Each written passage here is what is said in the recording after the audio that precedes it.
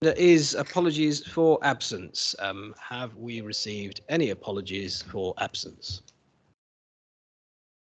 Would anyone tonight like to announce that they are substituting or apologising? Okay, I can see Councillor Gorton, you're here. Who are you subbing for? Grocott, sorry. I think I'm for Mr. Allport, please. Councillor Grocott substituting for Councillor Allport. Got that. Apologies, Councillor Gorton. You are also in my line of sight. I can see Councillor Lawley +1, but she is on the committee. Councillor Lewis, welcome. Are you here for the meeting, or as a visiting member, or as a call-in member? As far as I'm aware, I'm on the committee now. Okay. Is that accurate? I don't remember it happening. Was that not agreed at last council? I thought it was. Yeah, sorry, Chair. Just for you. Obviously, Councillor Lewis replaced me on this committee, so that's what it was. Oh, okay, right. So you're here as a substitute, whereas before you were here in your own right, Councillor Lewis. Okay. Have our officers got that? Excellent. Okay. In addition then to the other members of the committee who are all here, we have got the 6 call-in members, and you're all sitting on that side of the room. Excellent. There can't really be any other apologies for absence, because that's all of us. So item number 2, declarations of interest. Does anybody have an interest they'd like to declare tonight? No. Item number 3 then is minutes of a previous meeting. We have been furnished with the minutes of our meeting, our normal meeting of Monday the 25th of September. With your permission, can I sign those as an accurate record? Excellent. In that case, we'll move on to the substantive item, which is the call-in of a cabinet decision on the Rycroft development. There are, commencing at page 12 of your agenda packs, a series of constitutionally mandated processes which we're going to follow. The process will begin. So about halfway down page 12, if you've got a copy of the agenda in front of you. Item A, the lead call-in member will address the meeting, outlining the reasons for the call-in and the desired outcomes, and the call-in members as a group will be allocated 30 minutes speaking time in total. I have been notified that the lead call-in member tonight will be Councillor Stubbs, and following Councillor Stubbs will be Councillor Brockie, Councillors Gorton, Williams, Jones and Fox-Hewitt in that order. Is that correct? Excellent. In that case, then, I'll call Councillor Stubbs to commence the call-in. The clock will start ticking. You will have 30 minutes. It's for you to decide how long you each speak. Councillor Jones. Thank you, Chair. Just to be procedurally correct with this, Councillor Stubbs will speak during the 30-minute moment. The councillors you named are wishing to ask questions under item 6, where they'll be able to ask questions of the cabinet members. I've got letters, not numbers. Which oh, number? Sorry. It's okay. I was glancing. Item D. Item D. So, well, you're very welcome for Councillor Stubbs to use all 30 minutes. Other call-in members have an entitlement, if you speak for less than 30 minutes, to add to what Councillor Stubbs has to say. But if you like to ask questions at that part of the agenda, that again is fine. Take it away, Councillor Stubbs. Thank you, Chair. Good evening, everyone. Members of the Labour Group are here before you today to address a matter of utmost importance, not only to our community, but equally as important to us as councillors, protecting the constitution of the council. The special meeting of the Finance, Assets and Performance Scrutiny Committee has been convened to discuss and deliberate upon a recent cabinet decision that has raised concern amongst our residents.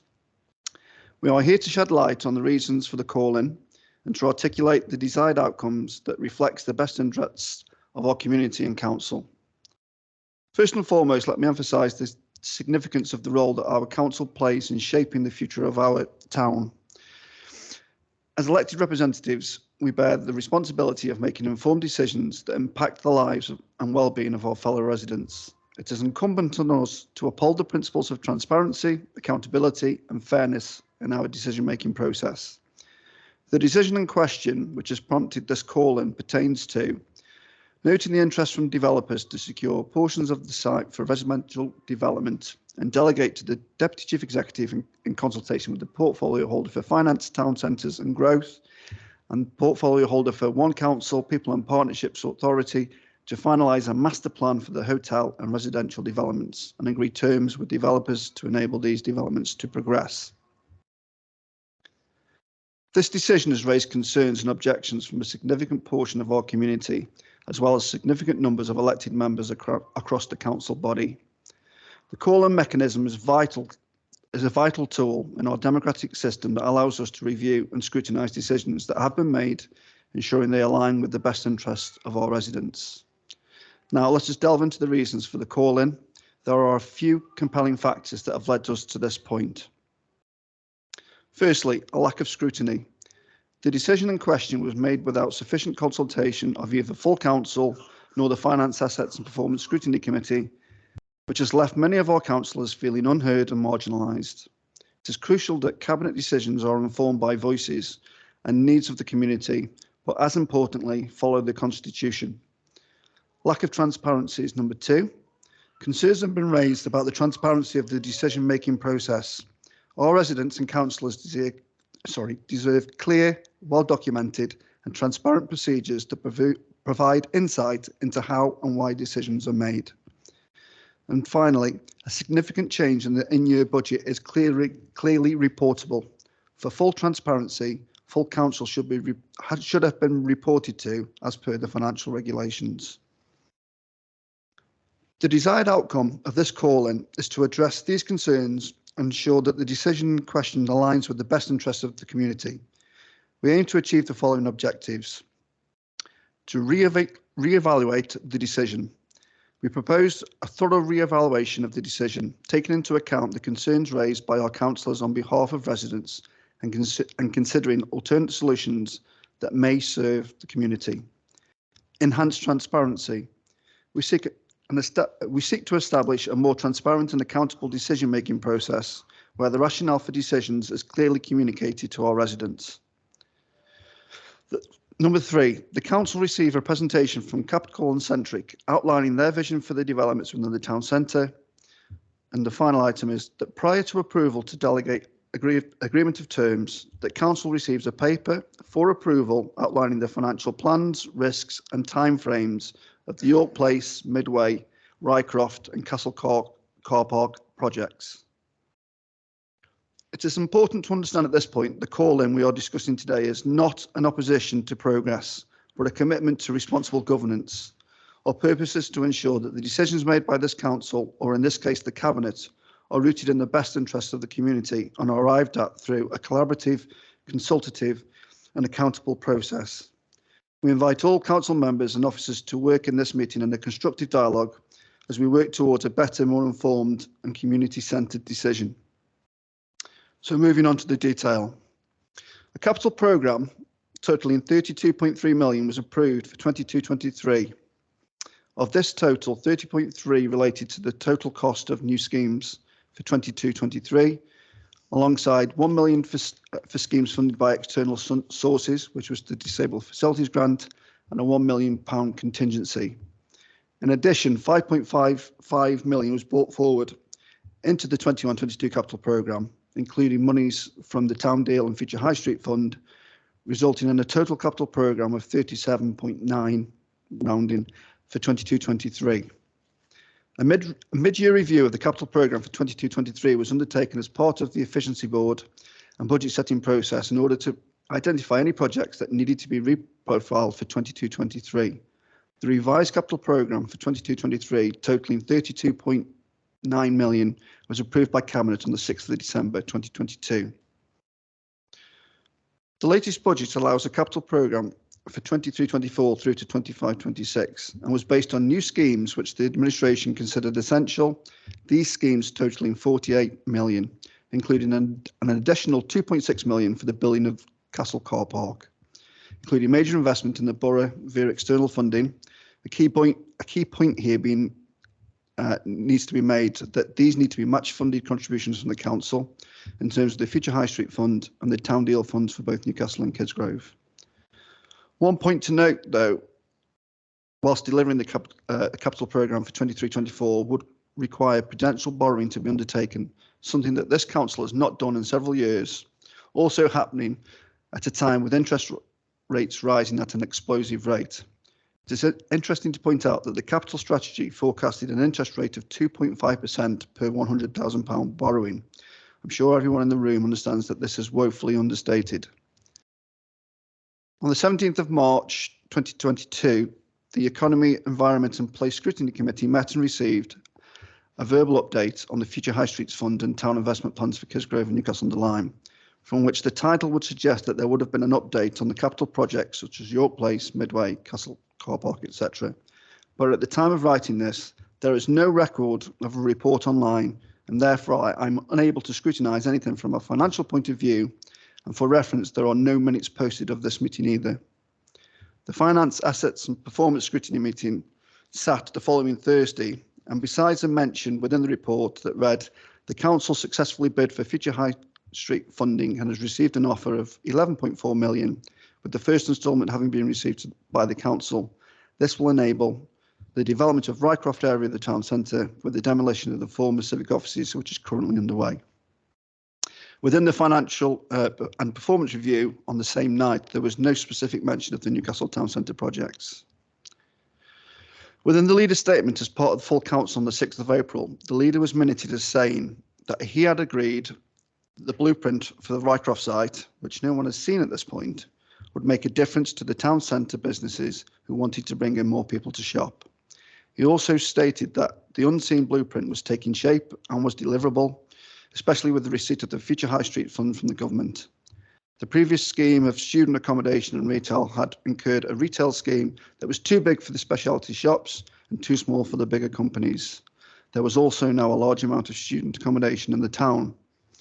He was also asked whether the housing for over 50s would be mostly social housing or private apartments. And in addition, the leader was also asked who would receive the cash receipts from the proposed new multi-storey car park. The leader stated that the Aspire headquarters, which we believe is no longer being built in its suggested form, would have 200 people working there, which would also bring visitors to the building that may no longer exist, and that these people would come through the bus station, walk through the town and could use the shops and have lunch, generating footfall. Regarding the car park, this would be owned by the council, replacing the Midway, and would be electric vehicle ready. Therefore, all cash receipts would come to the council, which we now believe is no longer the case. The meeting of the Economy and Place Scrutiny Committee on the evening of the 15th of June was a significant one, as the administration confirmed in a presentation how the Future High Street Fund will be used to deliver a truly transformational change supported by private sector to drive the economy and recovery of Newcastle-under-Lyme town centre, creating a new town centre for all. The plan involved a funding confirmed 450 space car park, a potential hotel, 90 residential units and a new headquarters for Aspire Housing, 200 staff. The plan also confirmed that Walmart Dixon had been appointed in March 22 to provide development options for York Place. Whilst this update was welcomed, there was again no report, merely a collection of slides from the presentation with scarce mention of financing of the project. There was one figure mentioned in all of the slides. Finance, Assets and Performance Scrutiny met on the 30th of June with no mention of the Newcastle capital projects, as well as no mention at full council on the 6th of July and Cabinet on the 19th of July. Economy and Place Scrutiny met on the 1st of September and were again given a verbal update. A pattern emerges here at the lack of written material provided with regard to scrutiny and the Newcastle Town Centre capital projects, but the Chief Executive did confirm during the meeting with regards to the Rycroft site that the civic offices had been demolished. The scheme comprised 5 elements: the car park, hotel, residential units, new office headquarters for Aspire and public open space. The car park, residential units and office accommodation would be subject to planning permission, and the demolition had been seen to reuse about 90% of the product, excluding any asbestos. He also confirmed that Wilmot Dixon had been appointed to support the delivery of York Place, which would include ground floor retail, leisure and restaurants units with office space above. Planning permission was yet to be sought. This confirmed the details provided to the previous Economy and Place Scrutiny Committee and gave the impression of the projects progressing as planned, despite the lack of written reports to either Scrutiny Committee or full council. Sadly, a further chance to scrutinise the finances of the city centre projects, or the borough centre projects, should I say, were missed on the the evening of the 8th of September as the Finance, Assets and Performance Scrutiny Committee was cancelled. I should note, though, that there was no specific reference to Rycroft, York Place, or indeed Medway in any of the documents tabled for the meeting, including the medium-term financial strategy.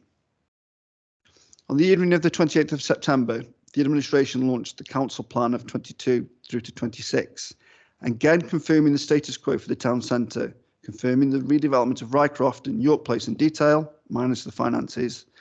The full council resolved to note the council plan. With no mention of the projects at the Economy and Place Scrutiny Committee on the 12th of October, I think it's fair to say that despite the lack of formal reports to Economy and Place and not a single report to Finance, Assets and Performance, it still would be unfair to accuse the administration of hiding their projects away, though the delivery of reports in hindsight really should have come in a formal matter to both committees. Cabinet met on the 18th of October, yet despite a significant Newcastle Town deal update, the minutes of the meeting steer very clear of the town centre projects. I do allow, though, that the Cabinet considered a report from the Town Deal Board, which had been awarded £26.3 million to deliver 9 projects across 4 objectives: digital transport, delivery of key sites and culture. And in November, the Cabinet met again to approve the appointment of a quantity surveyor for the project at a cost of £100,000. The mission reports continued into December for Economy, Place and Scrutiny. Whether these reports were placed in confidential files, they are still not available for the public to see or know of any reports for this. The minutes do say, though, that Morgan Sindall had been appointed to support the delivery of the car park and were preparing a planning application. A feasibility study was underway for the provision of a mid-range hotel. Planning applications for the Aspire headquarters and residential development were due in 23. Funding streams were outlined. And again, from a York Place point of view, Wilmot Dixon was appointed to support the delivery of the proposed development.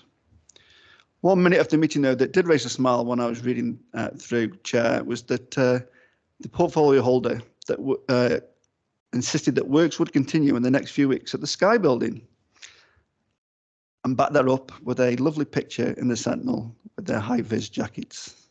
Alas, that's not happened.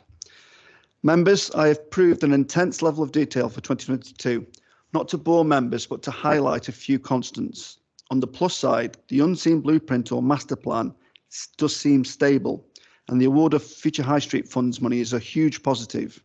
But the lack of published reports, especially on the finances, was starting to raise concern as costs rose across the board, and financial scrutiny members received not one update on maybe the biggest project in the council's history. Despite the portfolio holder falling out with the Sentinel and indeed the proprietor of Kirkham Jewellers in February, there was still no signs of a significant change to the council's plans, and I'm delighted to report a significant report was finally delivered to Economy, Environment and Place, with full costings updating members of several changes financially, but still within the unseen blueprint for the town centre. Alas, the missing reports continued in June. Report to follow, but never published, for the Economy Scrutiny Committee, but the first mention of capital-centric and published documents arrived on the 19th of September, over 20 months or indeed more into the project. The report, via the procurement of a joint venture development partner, appointed capital-centric to develop plans and development business cases. With less than 2 days' notice, the Economy Scrutiny Committee tried to review the decision of the Cabinet, but even more changes were sprung on councillors at Cabinet on the 17th of October, completely changing how the authority would progress, with not one thought to scrutiny or engagement with members of the public or the councillors. In 2022, if not before, when the initial reports were presented, we were given a promise, a commitment to a certain direction, a certain approach. However, we are now faced with something that bears little resemblance to the original vision that was laid out. The changes are not cosmetic. They strike at the core of the transparency and accountability of the council. The decision to move forward with a solution solely provided by Capital and Centric raises eyebrows. Whilst I acknowledge over time projects may evolve and adapt, the sudden exclusivity with a single provider demands scrutiny. It's as crucial that we question the motivations behind such a shift and ensure it aligns with the best interests of the community. Moreover, what adds concern is the lack of communication regarding significant financial changes. Finance regulations are in place for a reason, to ensure that decisions are made with the full awareness of their financial implications. However, in this case, it seems that the due diligence required by these regulations has been overlooked. The Council has a responsibility to keep the public informed about financial matters that impact our community, and failing to do so erodes the trust that our constituents place in us. I must express my disappointment in the avoidance of scrutiny by the portfolio holder. Rules and regulations are not arbitrary. They are put in place to safeguard the democratic process and ensure that decisions are made with the utmost integrity.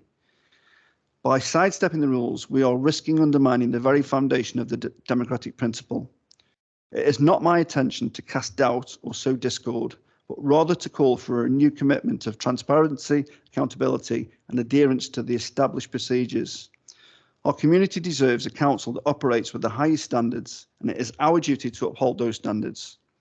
I urge my fellow council members to consider the implications of the recent decisions, to demand the transparency that our residents deserve, and to ensure that we are accountable for the choices that we make on their behalf.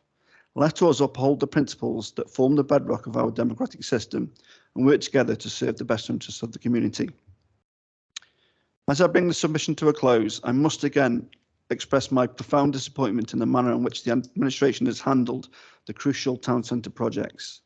Throughout this discourse, we have eagerly anticipated specific figures, transparent insights into the financial values of the endeavours, but unfortunately, what we have witnessed is a glaring absence of accountability, a disregard for constitutional requirements, and a deliberate effort to keep us, the elected representatives, in the dark. In a democratic society, transparency and accountability are the cornerstones of effective governments. Our residents place their trust in us to make informed decisions on their behalf, and it is our duty to uphold the principles of openness and honesty. Regrettably, it appears that the administration has fallen short of these expectations, leaving us grappling with a sense of disillusionment and frustration. The town centre projects, which hold immense significance for our community, have been recently shrouded in ambiguity. We, as elected officials, have been entrusted with the responsibility of ensuring the prudent use of public funds, and yet we find ourselves grappling with a lack of specific information that would enable us to make informed decisions. This is not just an oversight, it is a wholesale failing that jeopardises the very essence of our democratic process. Constitutional requirements are not mere guidelines, they are bedrocks upon which our democratic system stands. It is disheartening to note that these requirements have been sidestepped, circumvented in a manner that erodes the trust placed in our local government. We owe it to our residents to operate within the boundaries of the Constitution, and any deviation from this is a disservice to the very people we are meant to serve. Furthermore, the deliberate decision to keep councillors in the dark is a betrayal of the collective spirit that is essential for effective governance. Our role as elected representatives is not passive bystanders, but active participants in decision-making processes. By withholding crucial information, the administration has undermined the democratic principles that form the foundation of our local government. Thank you. Thank you very much, Councillor Stubbs. I say there is no darkness but ignorance, in which thou art more puzzled than the Egyptians in their fog. I should have mentioned at the start of the meeting, I know Councillor Stubbs referred to some of the records that are kept of previous meetings that we've had. Tonight's meeting is not being broadcast live. It's not on the YouTube stream, and there isn't a member of the press here to report on us, but it is being recorded, and I have brought with me, which I forgot to read at the start, a plea from our IT guys who say that it would be very nice if we could switch off our 5G appliances because they may interfere with the recording equipment. So if you have one of those, pop it onto airplane mode or turn it off, whatever your preference is. But I think the equipment seems to be, fingers crossed, touch wood, it's all working okay. There is about 10 minutes left on the stopwatch if any other member of the call-in phalanx would like to speak now, but I appreciate you may want to hold your questions for later. I will keep the stopwatch running then, and I saw Councillor Gorton and then Councillor Brocky. So Councillor Gorton first of all. I'll try and keep my remarks to the point and concise, Chair. Thank you. Chairman, let me begin very, very quickly by explaining why I signed the call-in.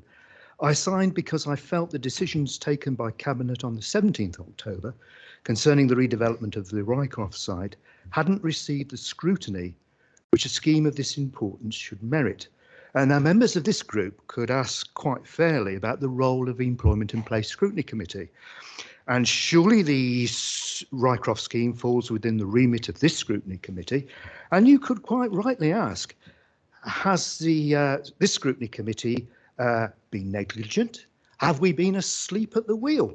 Why haven't the EMP Scrutiny Committee gone through the proposal and satisfied itself about the advantages and disadvantages of the redevelopment proposals? And why haven't we formed some sort of judgment on the partnership with Capital and Centric? Now, I would answer these questions in part, Chairman, by stressing that any scrutiny committee can only scrutinise the material that's made available to it. When the Employment and Place Scrutiny Committee met on the 21st of September, members examined a report on the redevelopment of the Rycroft and Midway, which had previously been discussed and approved when Cabinet met on the 19th of September. Now, I thought, personally, that the wording of the Cabinet report was cautious and prudent in terms of focusing the partnership with Capital and Centric on York Place and the redevelopment of the Midway site. Now, during the scrutiny meeting of the 21st of December, questions were asked by members about Capital and Centric's suitability as a partner. And I quote very, very briefly from the unconfirmed minutes of the EMP meeting. Councillor Jones wondered how confident members and lead officers felt about Capital and Centric's capacity to translate the sort of works carried out at Stoke-on-Trent to Newcastle, which was a very different town. The Deputy Chief Executive provided a list of small towns where projects had been undertaken by the company. The contractors were very excited about working with the council, and a good proposal was to be expected. Councillor Jones requested that a copy of the proposal be shared with members. Now, to the best of my knowledge, the proposal has not been available to members of the Scrutiny Committee, with a result that no examination has taken place. Now, during discussion of this item, both the portfolio holder and the Deputy Chief Executive appeared to favour a cautious approach and seemed to suggest that extending the partnership between Council and Capital and Centric would be conditional on a satisfactory evaluation of the developer's work on the York Place and Midway sites. Now, Chairman, the report that went to Cabinet on the 17th of October couldn't be considered cautious. The report and decisions taken by Cabinet on that date moved things forward at quite a pace and left many questions unanswered. And I would argue that in a well-run authority, the Cabinet would have referred the decisions taken on the 17th of October to a scrutiny committee for independent verification. The redevelopment of Rycroft will change the landscape of the town centre and affect the economy of Newcastle for years to come. Surely decisions like these require some sort of consultation with town centre residents and the business community. Capital and Centric will shape the future of the borough, but who outside the Cabinet team and senior officers knows much about them? Why weren't the developers asked to give a presentation to all elected members? At the conclusion of these schemes, Chairman, who owns or controls what assets has not been scrutinised, nor has the impact the partnership will have on the Council's future income and the Council's capacity to carry out policy. The terms of the partnership appear to make Capital and Centric a powerful partner. What safeguards have been built in to ensure it's a partnership of equals and the Council doesn't become a junior partner? It is because these questions need greater investigation and clarity that I sign the call in. And I hope the committee this evening will accept that these matters merit further investigation and scrutiny. Thank you. Thank you, Councillor Gorton. Councillor Brockie, there are 5 minutes remaining. Thank you, Councillor Holland. No time for reflection with this, I thought. It's considered that the proposal to make changes to what was originally agreed in the Capital budget in February, these changes are going to have a significant impact on the medium-term financial strategy going forward. It's bigger than just now. It appears that a variation is being undertaken without the opportunity for proper reflection and the pursuance of the scrutiny process prior to securing full council approval. I think we need to be assured in the course of this meeting that we will all have the opportunity for all these necessary processes to take place, and that a detailed outline of the proposals and the risks will be provided. It's not a question of cynicism or an accusation that anybody's been trying to conceal details about Capital and Centric. It's just that there is a lack of information. And the 19th of July's Cabinet contained no reference to development partnerships, never mind who they'd be. It wasn't on the agenda, and there was no Council or Cabinet in August, and there's been little opportunity strategically for opposition or challenge, or even for much time of reflection between July and now, and that's why I signed the call in. Too much speed. Thank you, Chair. Thank you very much, Councillor Brockie. If that concludes the introductory statements from the call-in members, we'll move on then. Following the procedure, the next item, item B, is for visiting members to have an opportunity. We established at the start of the meeting there are no visiting members. We're all either committee or answering the call-in tonight. So we'll move on to point C. Cabinet members will respond to the call-in and may call witnesses. A maximum of 30 minutes is allocated to the Cabinet member and witnesses in total. We are joined tonight by the Leader and Deputy Leader of the Council and 3 senior officers here as witnesses, should they be called. We have been furnished, members of the committee, I apologise because normally it's all us talking, but we're being talked at tonight. We've been furnished with a copy of the Cabinet report that has been called in. It also has a confidential appendix attached to it. If any member, either a Cabinet member, a call-in member, or a member of the committee, or any of our witnesses, if anyone wants to refer to content in that report, we will have to move the exclusion resolution in order to consider the confidential material. But I hope that we'll be able to consider the call-in without referring to any of the figures in the confidential appendix. Just thought I'd let you know that. In that case, if we're happy to move on, I will call on the Leader of the Council, Councillor Tagg. Thank you, Chair. Good evening, everybody. I mean, first of all, looking at this call, and I'm disappointed, and I know other members are too, of the political nature of this call-in from the Labour group, because I say that because on each of the points raised, it starts with the Labour group is alarmed. I don't think those members that have called it in can remember the LGA scrutiny training that we got to. They must have forgotten that scrutiny is not political, but unfortunately the Labour group tonight, I'll keep saying the Labour group because everything starts off with the Labour group, have made it political tonight. So I think I can remember at a previous scrutiny committee, I think it was the economic development one, I think it was Councillor Andrew Fox-Hewitt that was criticising the Cabinet member Andy Fear for mentioning national issues and referring to Starmer's plans to build houses all over Greenbelt. And he was trying to shoot down Councillor Fear for being political, and then he signs a call in that is obviously before us tonight, which is political. So I'll move on to the points within the call in. First of all, the Labour group are claiming that part of the Cabinet decision for the 18th of October was contrary to the budget and policy framework. They have indeed indicated that in the first point on the call-in sheet. The Council's budget and policy framework requires key decisions to be taken via a process that is set out in the financial procurement rules. This process sets capital spending above limits for Cabinet at 250k to 2 million, and then full Council 2 million or above.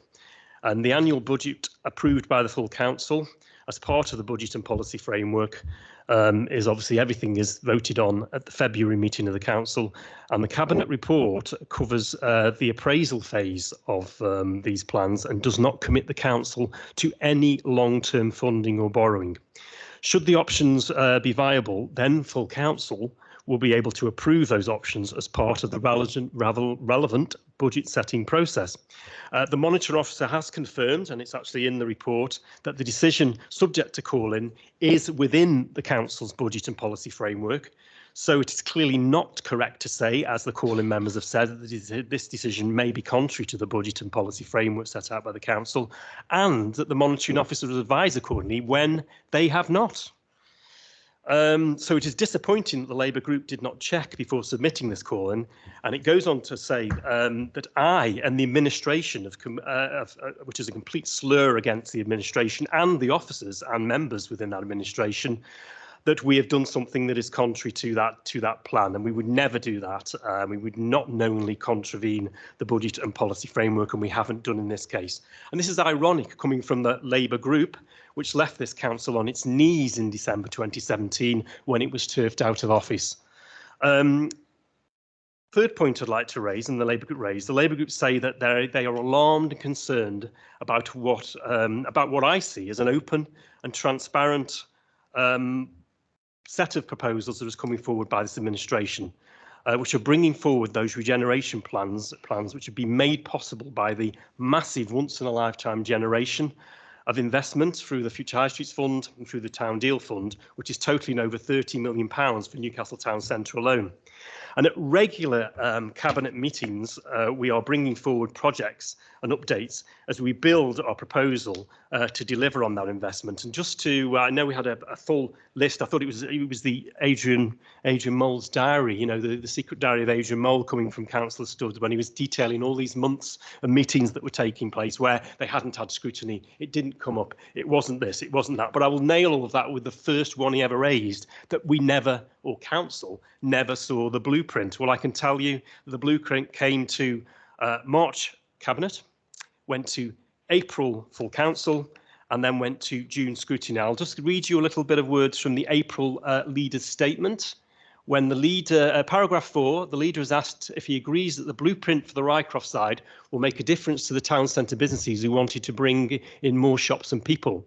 And the leader was also asked if he agreed that it was a shame that the approach was not taken by the previous administration instead of a student and retail scheme development, which of course we know failed. And the leader I stated in that meeting on the full council in this room that the blueprint was taking shape and was deliverable, especially with the receipt of that Future High Street Fund money. So I think we can say right from the start that the rest that follows on from Councillor Stubbs and I will prove some of that in a minute by saying that since the summer, particularly of 2023, almost every cabinet we have had has had a report back on the regeneration plans for the Future High Street Fund / Town Deal. So I'm quite confident that what Councillor Stubbs is saying is not correct.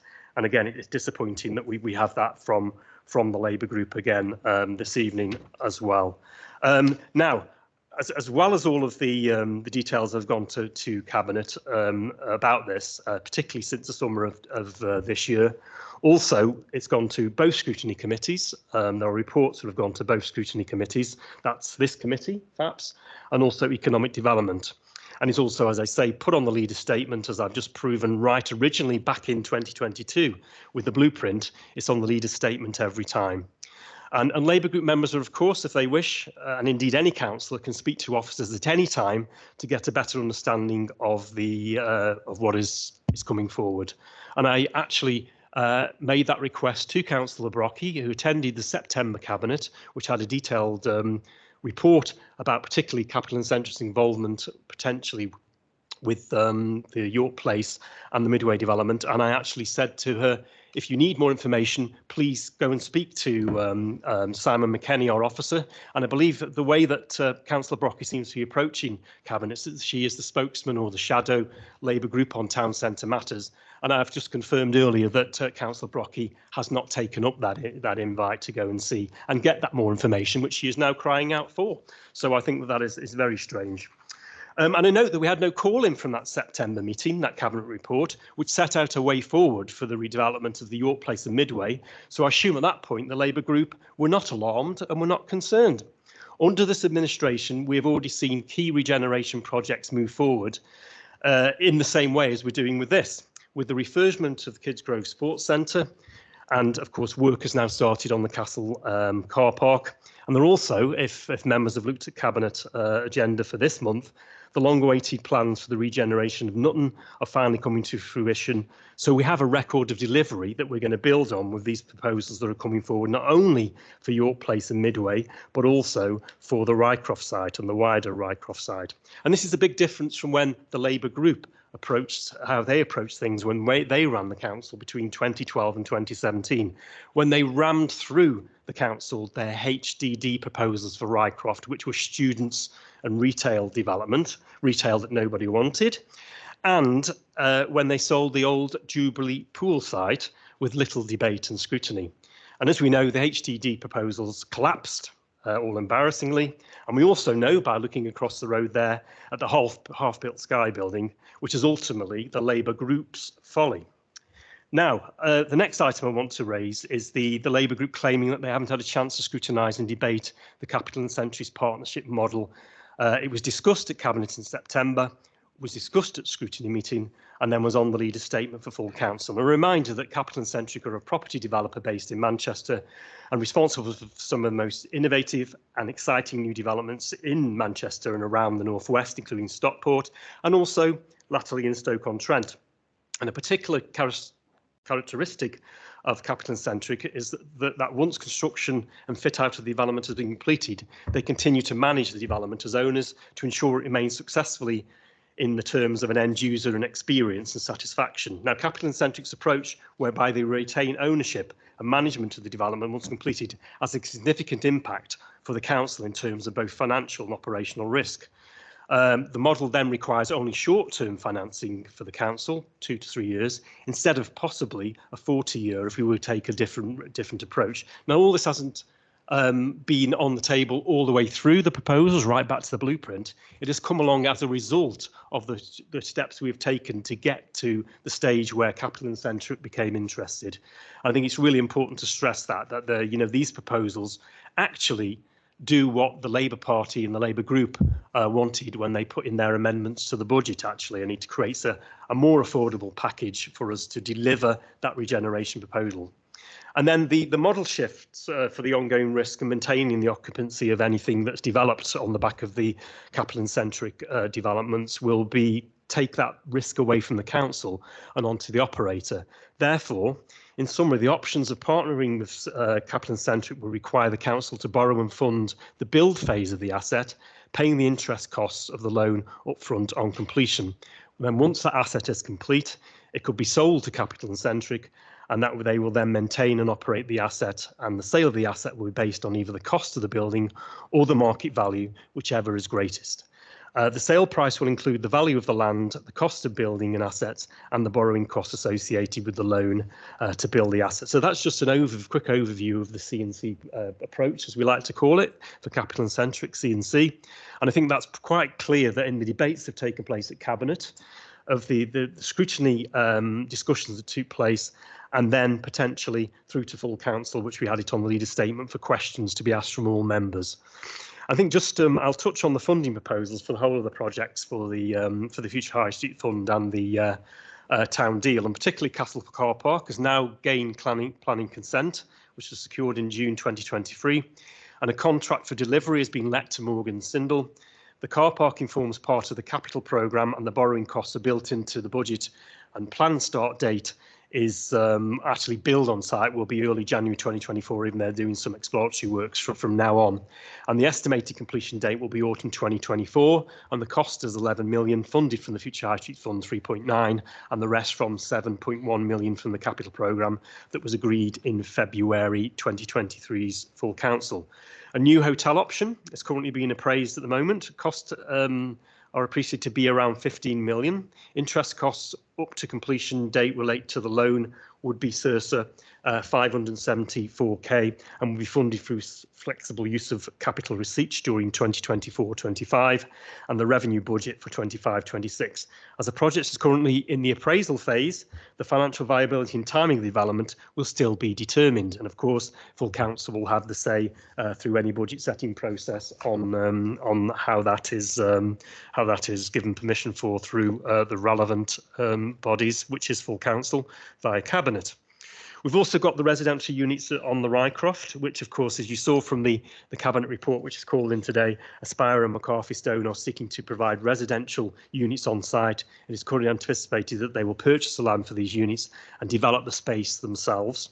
And any further residential development on the site could be via Capital Centre be involved with council financing and a project through the construction phase, and then again selling that development to Capital Centric once the completion has taken place. Again, this option is currently being appraised, and further information will be completed. It will be announced when completed, and of course, again, full council will have the decision on this. All members. There's been no changes to the financial modelling of the asset management plan. I say that because the last point there on the Labour group's call-in is that they assert that the administration has now sought to fundamentally change the asset management plan. It's exactly the same as it was what we took to Cabinet and through to Scrutiny. And of course, options around the ownership of the completed developments are currently being considered as part of the plans which I just talked about, and that's to ensure affordability and value for money and risk. And of course, these areas will become clearer as the council receives the outcome of the feasibility work, which of course we've now commissioned, which will come next year. And in respect to the asset management strategy, the council is currently working to that strategy, as I say, with references to plans on the Rycroft site. And then just finally, the Labour group then put forward a couple of proposals. And one of them that they receive that the council receives a presentation from Capital Centric outlining their vision. Well, I will say we're at the moment we're expecting to have their proposals in January, and of course then the Cabinet, Scrutiny, and ultimately full council will get to debate those. And ultimately in the end, the proposals come to full council for sign off as part of the budget setting process. And if, as we know, these things are fluid, it doesn't make it to the budget setting process, a full council after that for members to scrutinise and for also for them to vote, hopefully, in favour of these proposals. And then secondly, receive that paper on the outline of the financial plans. Yet again, I would say that would come through the council meeting process and the decision of council, which all members will be able to peruse, debate and vote on at the right time when we bring those forward. So that's my introductory comments on the call, and looking forward to answering some questions and also seeing what the committee think. But I'll ask Councillor Sweeney now if he wishes to add any more time, as we do have 15 minutes. I'll say a little bit, Councillor Tack. I think you've made most of the salient points. I think without being too unkind, this call is utter nonsense. It's a month, 2 months too early. The things you want to call in haven't happened yet. You talk about the finance. The only finance thing on that Cabinet report that you're calling in is £50,000, which is already in the capital strategy anyway. And that's the only thing you're calling in. We've let you get away with the fact that you're talking about Midway in York Place, whereas the Cabinet report is only talking about the Rycroft. So because the leader's a nice guy and he's let you get away with that. But the actual Cabinet report is just about the Rycroft.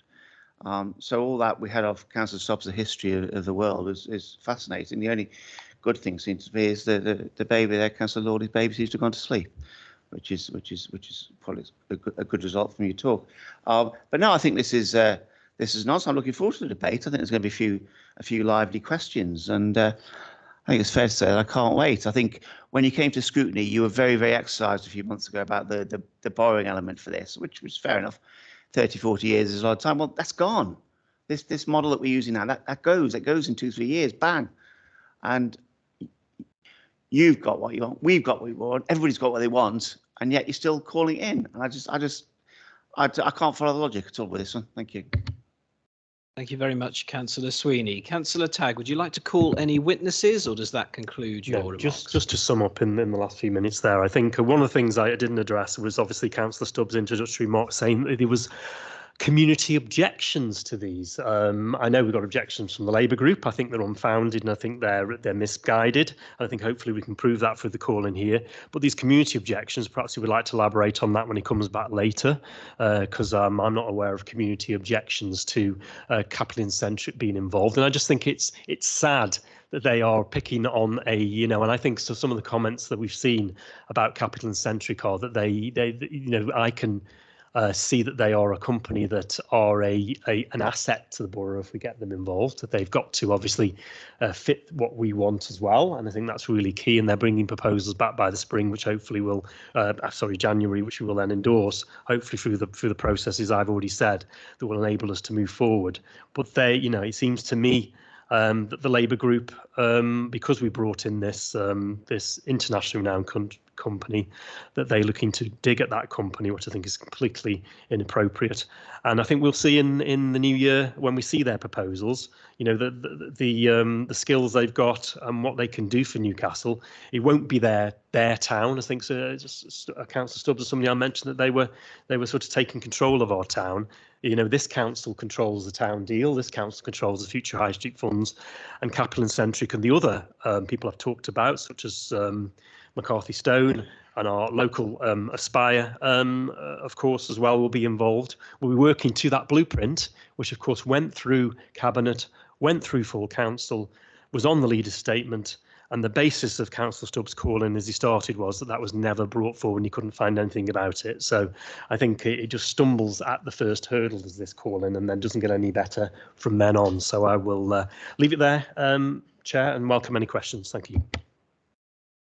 Thank you very much, Councillor Tagg. That concludes Part C of the process we're following. Part D, the call-in members may ask questions of the Cabinet members with a maximum of 15 minutes allocated to this part of the meeting. I will do this one question, one answer to make the best use of the time that's available to us. The more concise the questions and the more concise the answers that we get, the more questions we will get through. I'll ask Councillor Stubbs as the lead call-in member to ask the first question, but then it's a free-for-all, anyone who wants to have a go. If Councillor Stubbs is wanting to pass on, who would like to ask the first question then? Councillor Williams. Very much. Just mentioned this leader's very good at going back. I'll start my question, but leader's very good at going back and mentioning the Sky Building, the failings of other councils and all the rest of it. Well, it's not quite true, is it? The council sold that development on to a developer who then put planning applications in, and that sale of the old baths was, the money to build a new bath. But really, it's mine on the scrutiny. People haven't got time to scrutinise on the scrutinised committee of this particular development or developments. It's going to change the town centre, as you know, hopefully for the good. But we feel the scrutiny, we haven't been allowed to scrutinise it properly.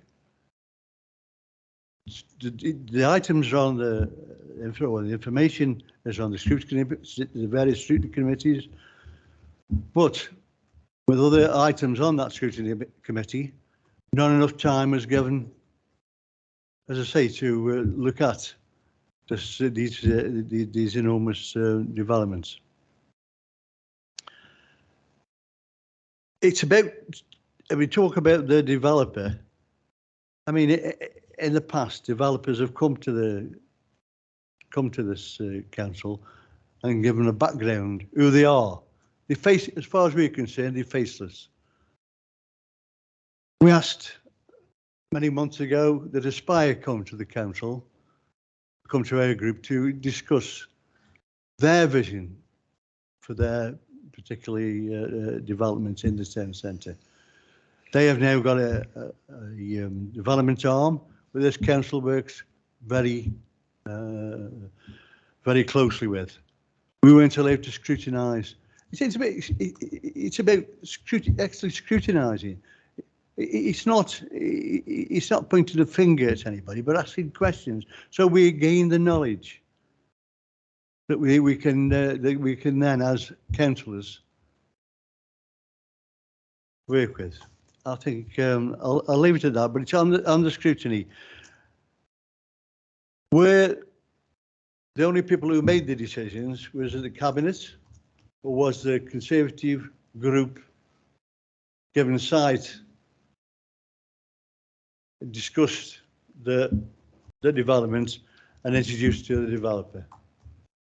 Thank you for coming to a question at the end of that statement, Councillor Thank you very Williams. much. I've got it all written down, Mr. It's okay. Chairman, Councillor but you Tagg didn't give will me a answer the chance. question. It was run out of time. Very much your own time that is passing. Councillor Tagg.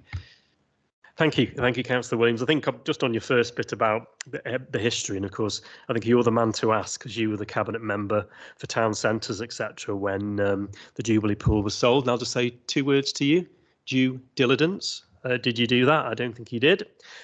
Secondly, on the Spire, I think it's a bit rich for the Labour group to start talking about wanting to get cosily in the room with the Spire to talk about their plans when the last time there was any interaction between the Labour group and Aspire, it was where their rather nasty motion they brought to Cabinet meant that the Chief Executive of Aspire had to write to the Chief Executive here to clarify some of the misinformation that was put forward within that. So I think, there's a lot, perhaps you start bridge building with Aspire as a group before you start trying to rubbish this council's relationship with them or Aspire themselves. I think on that last bit, no, the Conservative group haven't met Capital and Centric. What we do at our group meetings, which I hope you do at yours, is we review cabinet agenda items of all council items, and me and Stephen's a portfolio, will outline the details that are in the cabinet agendas, which is the right thing to do, and hopefully your group do the same. I do often wonder by some of the things that have been said already whether that actually happens, but I'm not here to run the Labour group.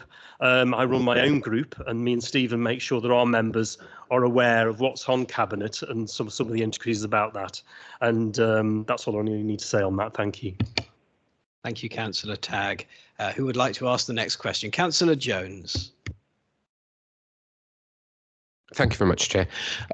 This question is to both cabinet members. Given that the, and I think you mentioned proposed plan is for Capital and Centric to eventually purchase the buildings off the authority in a build cost or market value, whatever's the higher.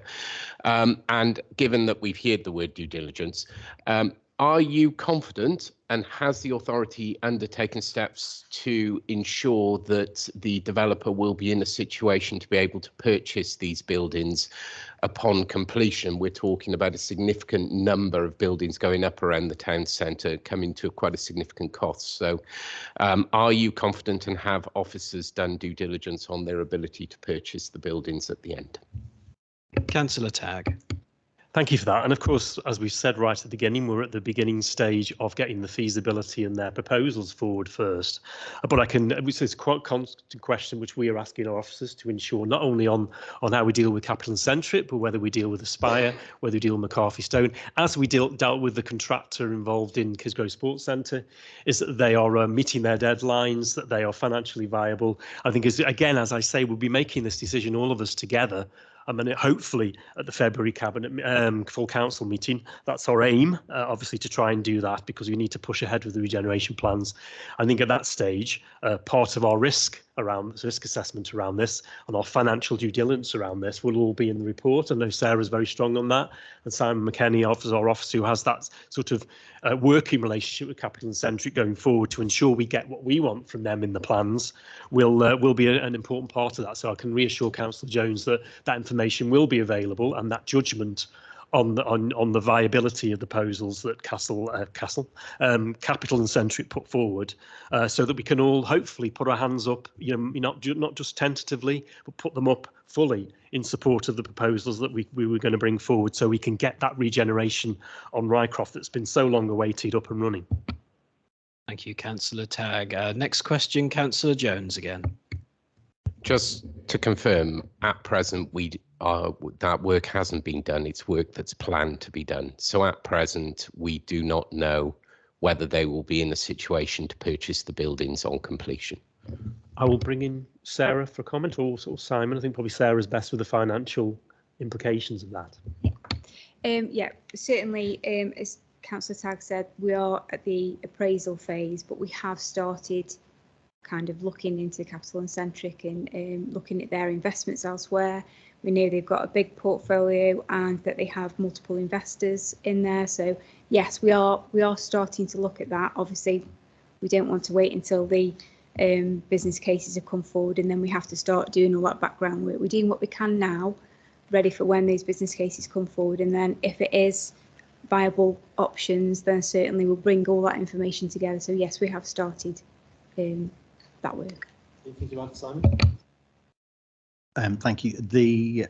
In discussions with Kaplan Centric, they have been detailing of the funds and the equity companies that they work with. They're working to create a new fund with Homes England and a third-party equity fund that will then create more funds for them and they'll be able to use to draw down upon to purchase the properties. And they're going to be supplying those details when that deal is through, which will be hopefully before Christmas. Thank you. Councillor Jones, do you have a follow-up? No, not a follow-up, but an additional question, if that's okay. Next question then, please. Yes. So in terms of my understanding, the relationship at the moment is that they are doing the development work and that the council is paying them for that. Can I understand what in total this council will commit to paying to Capital and Centric up to the onset and completion of developments? So we have an idea of how much the authority is paying to the development partner and at what point, up until the point of completion of the buildings. Yes, thank you for that. I think what we need to understand about the arrangement, the Pagabo process we're going into, is that there's various levels. You get a certain way and you evaluate where you are and say thank you for that work. We can use that work if we go with another developer or another person that could finish the project, and then you decide whether you commit any more. What we've committed at the moment is that initial feasibility stuff to draw up some proposals. I think that's about 256,000 has been put together has been given to them to put together that initial, and then we'll evaluate that. Hopefully it will be what we require or will be amended to what we require, and then we can decide to go to the next level, which of course is that commitment then for the planning application, planning permission through to build. And then that will require obviously that full council decision to commit those bigger funds along the lines of we've said in the Capital Centric model. But is there anything you want to add further, Simon, on that? Thank you. The 256,500 is for the three schemes, York Place, Midway and Rycroft. So that will cover the feasibility stroke business cases that we'll get back in January. And as Simon said, if we then decide to take it to the next level, they'll have to give us a new proposal with a new set of fees, which will then lead us to probably a full planning application and a full building cost, which is exactly what we've done with the previous contractors that we've worked on. For the car park, for example, we buy it in bite-sized packages and then decide whether it works for us or not, and then purchase the next set of information and costings, and at the very end you then award the contract, which is where we're up to with Morgan Sindall at the moment. So it's too early to say how much we'll be spending with Capital and Centric at this point, because as everyone said, we're at the very, very early stages. They're doing a feasibility for us.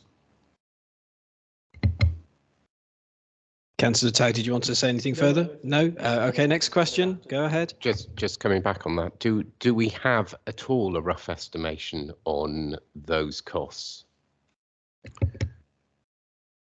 I can tell you what we've spent. I can estimate what we spent on getting the contract for the car park to this point, which is when we've awarded the contracts, around £450,000, I think. That's including all the planning permissions, all the surveys, all of the licenses that we've had to pay for. And I would just say, please recall Kisgrove Sports Centre, where we were in a similar type of framework, but not exactly the same as this, obviously, with our contractor there. Who were they? Wilmot Dixon, I keep Morganson and Wilmot Dixon, Capital Centric, with those contractors, where we went through the stages, and of course we all know the costs of getting planning permission. We all know the costs to bringing a project to the verge of starting on site, as we are about to on the car park. So I think this is nothing unusual, and the Capital Centric really model is just a different approach to the way we afford it and the affordability through this different borrowing requirement, from if it was a 40-year borrowing requirement to a 2 or 3, which is much better option for the council. And then of course if they do take on the building, which we expect at the end, the way they manage it and some of the sites they've got across the northwest of Manchester, they manage them, actually revitalise town centres, bring in more people, which is what we want to do for our town centre. And they're really excited about being in Newcastle. So I think we should embrace them and not try and, sort of run them down or whatever, which I'm sure none of us want to do.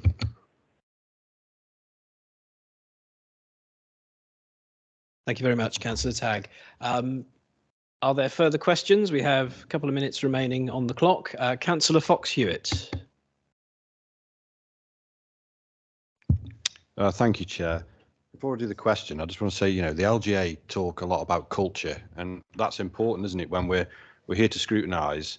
And I think everyone needs to be feeling comfortable and confident and able to ask questions, to raise concerns. That's what it's here for. But I don't think the opening comments mentioning Labour Party, Labour leader, when the initial introduction to the call-in was very focused and defined on the pace of change, lack of reports, opportunity for scrutiny.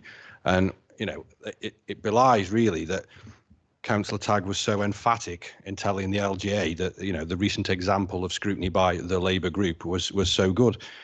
All we're asking for is the leader must accept that several iterations have now advanced through Cabinet with different contractors, different sums of money, different proposals, different financial envelopes, business case and feasibility funding. And one would hope that he would recognise none of this tonight is aimed at discrediting or making any derogatory remarks at any contractor or partner. It's simply calling for, in good faith, for opportunity to scrutinise proposals. And I think a couple of questions I've asked already about certain things in reports, and the answer's been those reports will come. Well, I think the point that we're making is some of these things should and could have been answered before we decided to spend more than £300,000 on business cases. My question is, I note within the various iterations of proposals or blueprints that have been published with regards to York Place, Newcastle Car Park, Midway, Rycroft, where a change of ownership is ultimately proposed, that none have included any detail on the previous, current or future revenue and income streams. Now, including changes to revenue streams for local authorities in the medium-term financial plan is absolutely crucial for ensuring financial stability and adaptability. It allows for proactive decision-making, resource allocation, and helps local authorities respond effectively to the evolving and emergency economic conditions and community needs. So, given that those proposals agreed and announced by Cabinet without, we feel, due scrutiny or full council oversight, will impact significantly on the future income generation and the revenue streams for the authority, why have no financial supports or an MTFS revision of what that would look like should those change of ownership take place? Why have those not accompanied any of the reports or even been undertaken? Thank you for the question, Councillor Fox-Hewitt. That does reach our time limit, but out of fairness, I will give the administration the opportunity to respond to that question before we move on. Councillor Tagg. Yeah, I think initially, before we got to the question, there was the statement that it's completely, I don't think you've even read your own call-in that you've signed there, that the tone of this call-in was brought down immediately. It was submitted with as a political Labour group call-in 5 times all the way down the middle there. So it's quite right that I will respond. And my first chance to respond. This has been in a public document for a week or two now, that our first chance to respond is to actually make that point that this is a political call-in. I think I'm going to ask Steve to come in on some of what has just come latterly from yourself on that. Now, when you finally got to a question, Councillor Fox-Hewitt, I think what you have to, again, realise is that we're in a process here to get to an end of where we can bring about that much needed redevelopment of the rest of the Rycroft site. We're going to have the car park. That's now work's going to start. The capital money is in place for that, and the work will begin fully in the beginning of January.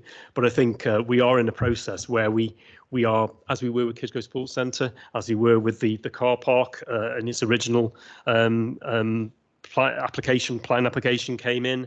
We were deciding whether, value engineering the scheme at one stage as well because of inflation costs. There's all of that to consider to get to where we want to go. And at every stage, what we've done is kept scrutiny up to date with it. We've done cabinet items, which are public, and scrutiny then follows. And also we've given opportunities at the leader's statement for members to question. And again, I would say if Labour members don't feel that they know enough about it, the offer has always been, I think even said it at the full council meeting, the last full council meeting, that if members want to get more information, our officers are here, they're their officers too, to ask any question in any detail, which they can then feed back to their group if they need to. But Steve, anything further to add? Not a huge amount. I mean, the car park will be ours. The income off that will be ours. As for the other things, no, they'll buy an office. But you can't have it both ways. We haven't got the money to do this, so we have to borrow the money. We either borrow it for 30, 40 years, or we do the capital-centric model, which is they pay us back. You can't have it both ways. You can't say we don't want you to borrow money, and then want us to. It just doesn't make sense. But yeah, we'll still have the car park. We'll also have, of course, the council tax. People in the town centre spending money, parking in the town centre, things like that. So I think income from all that. But other income streams from the Midway car park, they're looking to sell properties on that as opposed to rent them. The same with the shops, because that'll go back to capital centric, so they won't, but there will be from the car park, which there is at the moment, and there will be in the future. I think it's Sarah, was that right? So as you say, business rates, council tax, extra footfall in town, more shops will open. That means more business rates, and then obviously more conversions of upstairs to flats as this becomes a even more desirable area to live. And hopefully that snowball effect. And we've seen through other capital centre developments, if you do a search, do a Google, look at some of their Manchester developments, you've seen it's lifted the entire area, and that's what we need here in Newcastle. Thank you very much, Councillor Tagg. That concludes part D of the process tonight. Committee members will be absolutely thrilled to learn that now is the point at which they will get a chance to ask some questions. Point E then is the committee may ask questions of the cabinet members and call-in members. So you can ask questions either of the call-in members or of the cabinet members who are here tonight. There is 30 minutes allocated to this. And you can also debate what you hear. So we don't have to have questions. We will accept statements at this point as well. I'd be very grateful if Councillor Brockie and Councillor Stubbs would refrain from asking questions of themselves because they are also voting members of the committee. But now it's your chance. I'll open it up to the floor. I'll start the clock at 30 minutes then. Who would like to go first, either to ask a question or to make a statement? Councillor Grocott. Thank you, Chair. Basically, a lot of the questions I was going to ask have actually been already put down by Councillor Jones, Councillor Stubbs, and obviously Councillor Fox-Hewitt there. One thing, and I'm a bit naive on this one, I think, or I've missed it, I was looking at the hotel. And obviously, I believe that will come under our jurisdiction when it's actually built as our property. I hope that is correct. Now, if that's correct, surely we then have the contingency plans and staffing, maintenance and all that. Now, I've not actually seen anything where that's actually put in the budget. Now, if I've missed that, I do apologise, but that's something you need to actually look at. Secondly, I'd like to come back on like Councillor Stubbs came to me. I have been approached by quite a few residents actually in the area of Chesterton, just worried about how the implications may be on council tax going forward, especially with how things are in the local economy. So if we could just look into that, yes, that'd be great. Thank you. Yeah, I think so. You're probably aware in the cabinet report, which you've actually, well, you haven't called it in, but the one that has been called in, details the obviously a hotel chain that would come in and run the hotel. So, but as has already been said, under the capital and centric model, they would take responsibility for that, and there'd be no liability back onto the council under that model if we were to choose it. But there are other models which could, further down the line where we would be ultimately in charge of the hotel, but that company Abyss Styles, isn't it, would be the chain that ran it for us. So what did I say? You said Abyss. I think it's okay. Not into the Abyss, a bit Ibis. And then secondly, I would challenge the council to go. So has somebody actually contacted you from your ward and actually said, I've got some concerns about capital and centric? Not just about capital and centric, no, I'm just asking a general question. I think one was actually on Facebook the other day, not based across Rycroft, but actually to do with peacocks hey, obviously that development actually falling down, and just that brings another concern where people are saying, where's the financial scrutiny going forward? So that's just why it's been brought in. So I think that's worth pointing out. Okay.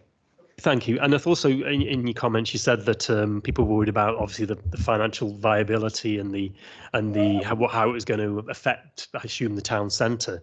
But all these plans and the whole Future High Street Fund and the town deal element are all about lifting the town centre, raising obviously the quality of the accommodation, the shops that can come in on the back of more people living in the town centre and working in the town centre, and that's the way to go forward with town centres. We aren't going to back to the way we were when we de-invent the internet, close down Wolverhampton Retail Park, don't allow anybody to go to Trentham Estates. That's never going to happen. All we can do is change the way the town centre is used for people living, working in it. And obviously we know we have a good nightlife. We know we have good bars and restaurants.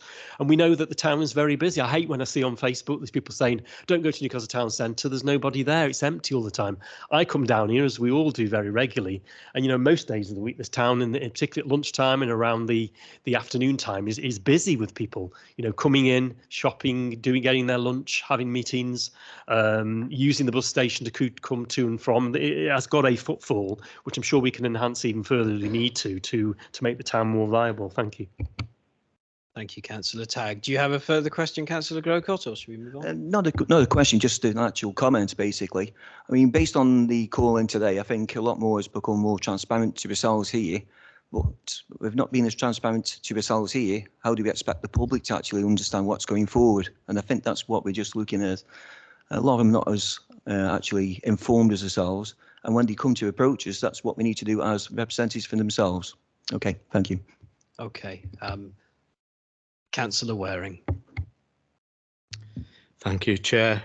I just think it seems to me that much of the call-in is based on a false premise, where it's suggested that decisions have been made without scrutiny, whereas in fact those decisions are actually yet to be made. And my understanding is that when the projects have been shown to be feasible or otherwise, that when a council decision is actually required, this will be brought indeed to scrutiny. Can the member for Finance just confirm whether that's actually correct? Thank you.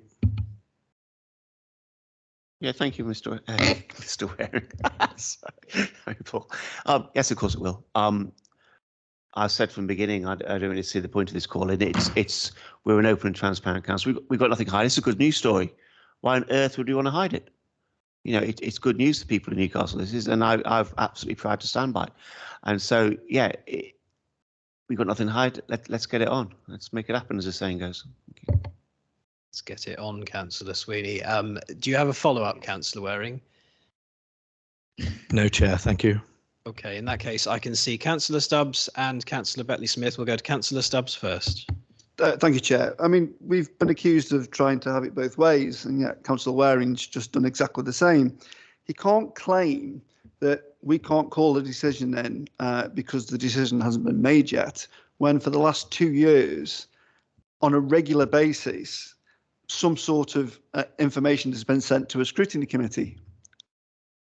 You can't say, well, you can't do this now because there's no premise to do it. We're following the premise that you as an administration set for the last 2 years, that pretty much every economic scrutiny committee, there was a report on the city centre, oh sorry, the town centre. So you can't have it both ways yourself. Either we can call it in because we're following the same process that you've done. You've changed, well, not you, sorry, the administration have changed massively how we look to develop this town centre, and it has not had any opportunity to go through scrutiny. Whilst the original plan was being put together, literally every other month there was a report that went to the scrutiny committee. Why has that not happened in this case? I'll interject at that point to say, and it has been raised previously during the meeting by Councillor Gorton as to whether or not we as a committee were asleep at the wheel. And I know he was more charitable in his later comments in suggesting that perhaps it's not our fault.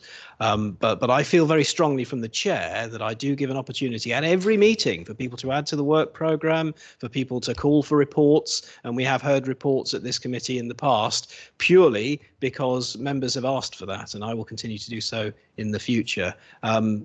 It's not really appropriate for Councillor Waring to answer a question, but if he would like to come back on that, I'll offer him the opportunity, and then I'll ask Councillor Tagg to respond to the issues that Councillor Stubbs raised. Councillor Waring, did you want to say something? Yes, thank you, Chair. The point I was making was not that the opposition shouldn't be allowed to bring a call in. It was simply that the timing of the call in is premature. There's no point in calling in things that you were discussing necessarily. The time to call them in is when the cabinet come with a plan to do something, and at that point in time you would call it in. Thank you. Councillor Tagg. Councillor Waring has said what I was going to say. Taking the words out of your mouth. Councillor Williams. Yeah, thanks, Mr. Chairman. All decisions have been made. You're going to work with Centrica. So scrutiny should, as I say, we haven't had time to scrutinise it properly on the scrutiny committees. Surely the call-in procedure is to actually scrutinise how far we've got in the process of developing Sainsbury's Rycroft site. So decisions have been made. And it's wrong to say that these decisions haven't been made. They have been made. So scrutiny has not been able to do its job, as I'll say again, because the time on the scrutiny committees is not enough to discuss this major development in the town centre. Thank you. Thank you for that, Councillor Williams. Is there a further question or comment? Councillor Lewis. Thank you, Chair. So obviously I'm quite new to the committee, so I just want to ask a process question. Are we not able to actually ask questions before £300,000 of the council money spent? After all, that's a lot of money. I know, I appreciate what you said earlier on about there being the financial procurement rules for up to 2 million, but surely we should be able to be clear with everyone about how we're spending their money at the end of the day, because that money is funded by obviously council tax. So is it not worth us asking those questions to see how and why it's being spent? Thank you. Thank you for the question. Councillor Tagg. Of course, but just remember you're talking about a decision that was taken in September Cabinet, where Councillor Brocky came along and spoke, which then went to scrutiny and then went to full council under the leader's statement. And that's not actually up for discussion tonight, is it? Because that decision was taken back in September. This is another decision we've taken in October that has been called in. I think that has already happened. I think I completely agree with you that should happen, and it did happen. Thank you, Councillor Tam. My apologies to Councillor Beckley-Smith. You did indicate you wanted to speak before. I will come to you now and ask for your question or your statement. Yeah, thank you, Chairman. I must confess to being slightly confused here. I mean, I listened to the presentation to begin with as to why this is being called in, and I've listened to the questions, and it's given me no clarity at all. Because as I see it, as a member of the Scrutiny Committee, looking at this paper, looking at what's been done, it seemed an entirely logical process to where we'd got to until the thing is then called in. And then I don't see any logic in that. And I apologise to the call-in members for not seeing their logic, but it's, put it down to me. Because at the end of the day, it seems that the information is being gathered, so the matter can be considered at scrutiny and so forth, and then it's being called in because the information is being gathered. And I might have got this wrong, but it does seem to me that, from my point of view, that's exactly what's happened here. Is that correct, or am I completely missing a point? Well, it's a question that the lead call-in member might like to answer, or the administration. If you don't wish to make a statement at this time, you don't have to, but you are welcome to contribute, Councillor Jones. Thank you, Chair, and thank you, Councillor, for the question. I think that it is a very valid and very good and pertinent question. I think what this call-in does, it doesn't in any way inflict any kind of mortal damage. We're not seeking to frustrate the process with the ongoing discussions with Capital and Centric. What this call-in simply does is states that we feel that Council should receive a presentation from Capital and Centric outlining their vision. We, as opposition councillors, would absolutely love to be in the same situation as members of the Cabinet who have had chance to meet with Capital Centric, discuss with Capital and Centric, run these plans, understand and get excited about these plans. I too would like to be excited about these plans. But the reality is that outside of a small number of councillors in this authority, none of us have had the opportunity to explore Capital and Centric's plans. Secondly, this call-in asks that full council be furnished with that information. We do feel, and this isn't an accusation to the chair of this scrutiny committee, because we do not feel that scrutiny has been asleep at the wheel on this, but we do feel as councillors that we haven't had opportunity to properly scrutinise this process. As my colleague Councillor Gordon raised earlier on, that we did raise a number of questions when this came to Economic Development Scrutiny Committee. Those questions were unanswered. We were told that we would be furnished with the answers to those questions. We still have yet to receive the answers to that. Yet the decision that was based on that paper that went to what I presume to be the best attempt at pre-decision scrutiny was changed quite significantly when it came to Cabinet. Now, I have issue with decisions being made at Cabinet that have gone to scrutiny where it is a change from the presentation that has gone to scrutiny. And this call-in, as Councillor Grocott has raised, has been an opportunity to obtain some additional scrutiny on that we have obtained some additional answers to some really good questions asked by members of the call-in and members of the committee.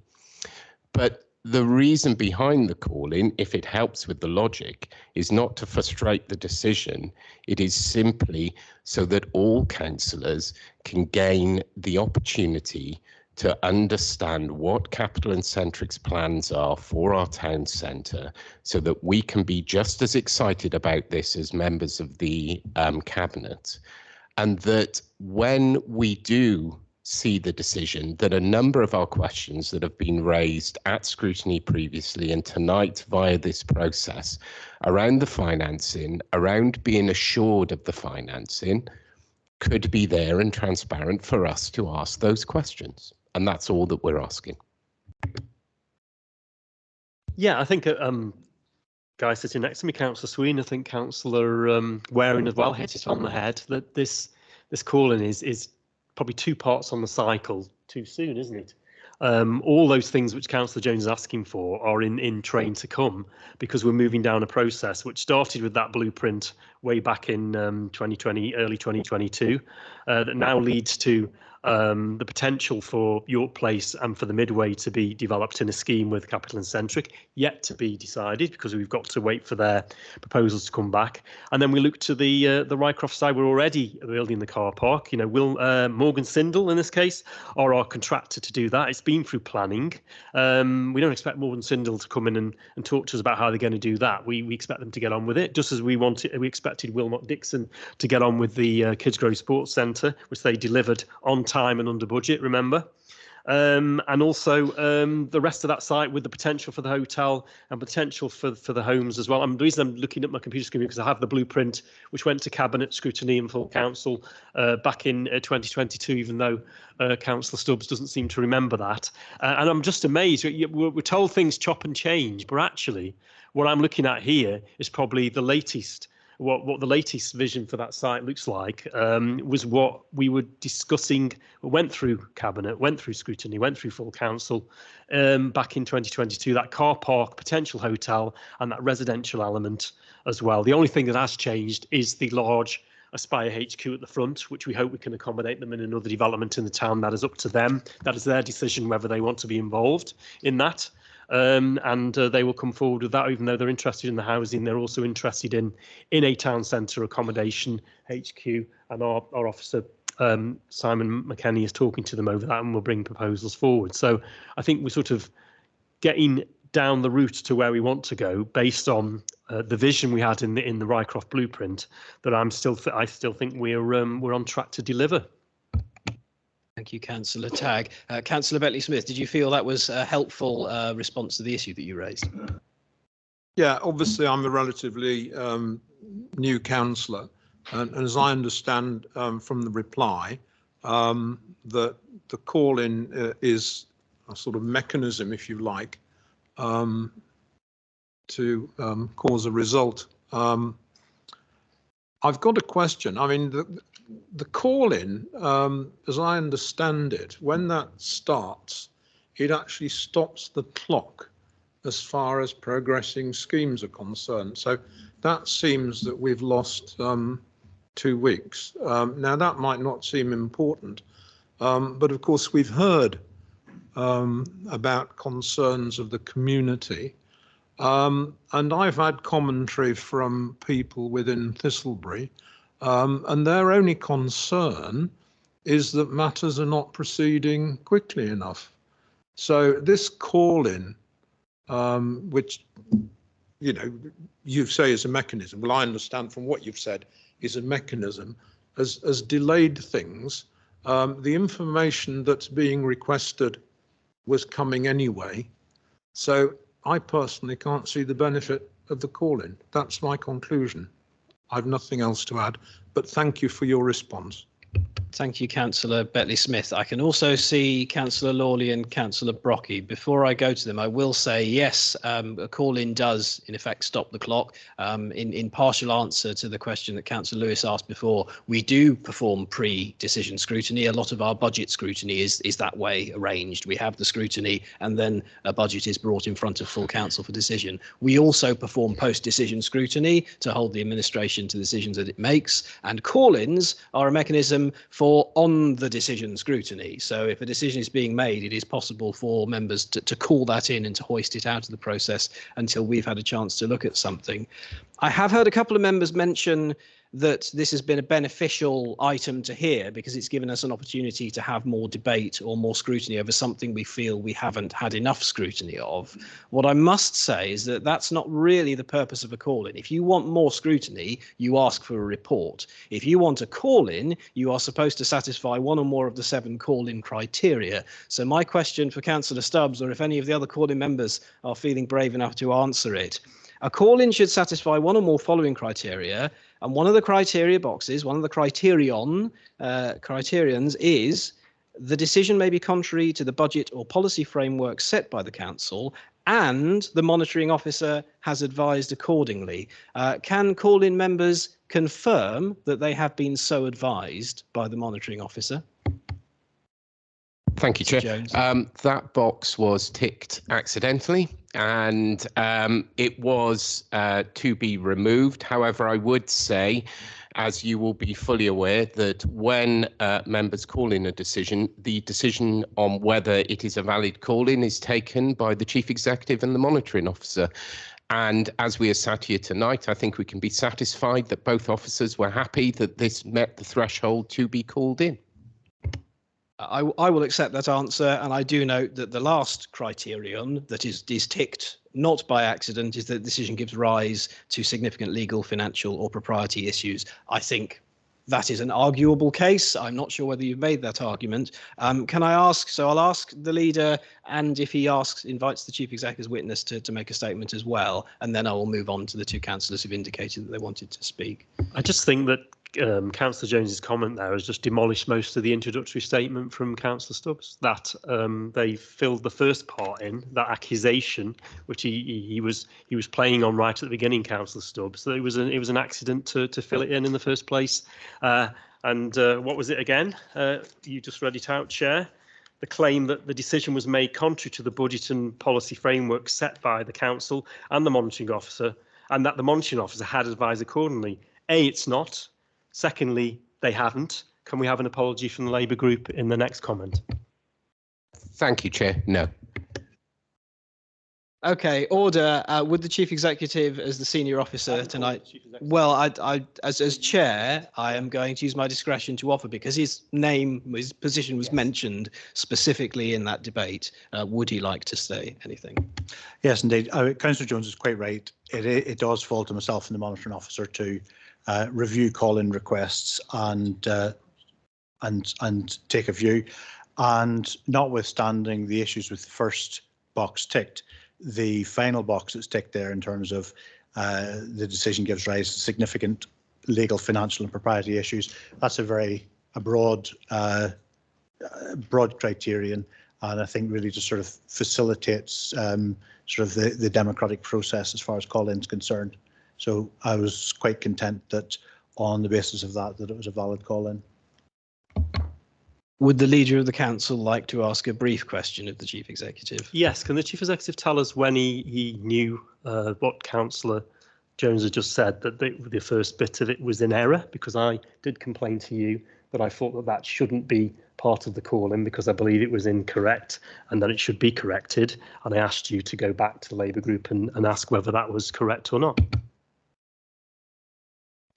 When I was assessing this, Councillor Jones and I did have a conversation about it, but it's not my practice to change call-in forms. I wasn't asking you to change it. I was expecting. Order. I'm going to move the debate on now. It's important that our members get their chance. Can I just respond as well, I've Councillor been Jones, named? is it? Please, Chair. Okay, just on this. As a right of reply, Councillor Jones, then we really must move on. Thank you. I did have the conversation with the Chief Executive. I think there's troublemaking here that doesn't need to be done. And I did say, as the Chief Executive, I'm sure will attest, that when he mentioned that, did I feel that was reflective, I did point out the error. And the paperwork was not changed, but it was very clear, and I hope the Chief Executive would attest to that we would withdraw that element of the call-in, that box. So don't know why there's a big fuss about it. Okay, there are some issues there which perhaps may want to be resolved outside of the room, but I would like to move on then. Councillor Lawley, did you have a question or a comment to make? I did, yeah. But first, I'd just like to make a point that this debate was about public spending, not about whether this call-in is valid. So moving on, my question was more to do with the consultation that's been taking place and whether or not we've actually got some assurance of the proposals. So, for example, have we spoken to town centre businesses, market traders, business improvement district or Chamber of Commerce, for example? That's a question to the administration, Councillor Tagg. Yeah, during the proposals for the Future High Street Fund were brought forward, part of the obviously came out of that was the blueprint and also the town deal. There was an extensive consultation that took place. One of the units, which is now the refuge for the nighttime economy for people, for females particularly on the edge of the Lancaster buildings, was the unit which had for a number of days a drop in. The bid of being consulted on it as well throughout the stages of putting together these proposals for the Future High Street Fund and the town deal. So I think really we can say that has happened. And as I say, the end result, whether it's with capital and centric or by another means, is still in keeping with that original blueprint, particularly for the Rycroft. Is that hotel, that car park and that residential development on there. And of course, the redevelopment of the York Place, whether that was originally possibly to demolish it or now it's possibly to use the existing frame to reutilise that building, has always been in those two proposals. And then Midway has always been for accommodation once the new car park is open. So we're still on track for all of those. And I say again, through the different stages of the Future High Streets Fund and the town deal, there has been the consultation that has been required to get that funding, because the funding has had to pass the government's strict conditions, and it has done. And part of that was consulting with, particularly in the areas that were where the money was going to be spent, the town centre in this case, and we've done that. Thank you. In response to Councillor Lawley's question, did Councillor Fox-Hewitt want to add anything at this point? Okay. In that case, the next councillor I had on my list was Councillor Brockie. Sorry, thank you, Chair. It's true that opportunities were there to discuss the involvement of Capital and Centric, both at the Cabinet meeting where I did ask a question on the 19th. Full Council was 20th, was it not? And FAPS was on the 25th of September. So that's a sort of time frame of 5 or 6 days. And we did have a chance to look at it. And I believe the question I asked at Cabinet was about the opportunity for elected representatives to meet with Capital Centric and see the plans. And I was directed to go and do my homework and speak to Mr. McEnemy, which I didn't do because I know what a Pagabo framework is, and I was quite capable of looking up what the meaning of a development partnership was. And a development partnership is quite a serious undertaking. And in the Pagabo framework thing, if at the end of the first stage of entering into it and having spent all the money for the feasibility studies and looking at who does what, we then find at the end of phase 1 that we could do it as well ourselves, then okay, you know, we are not obliged at the first stage of this development, which I think has been partly discussed this evening, we're not obliged to carry on with it. That was explained perfectly satisfactorily, but it didn't actually answer my question, when are we going to get this presentation with the costings and the risks from the development partner which is being proposed? At the stage, I remember that Councillor Sweeney did say, if we use Capital and Centric, if the proposals are carried out. At that stage, it wasn't a fait accompli and wasn't regarded as such. It was one of a number of options which we could look at under the Pagabo framework or any other framework, or even looking at doing it ourselves, had we the skill and had we the money. The process has been well understood, I'm sure, by everybody in this room, and there's no way that the call-in was meant to be an obstructive mechanism to hold up negotiations with Capital and Centric. The point of it was financial. If you look at the budget and the undertakings from February, which was agreed by full council, nobody talked about asset stripping. Nobody talked about giving up land. Nobody talked about selling it to, you know, to the people who are developing it. It's not just the amounts concerned or the projected amounts concerned. And it's not just anything abstract like a principle, you know, do we or do we not sort of strip assets? We may have no choice but to do that. Everybody knows that full well.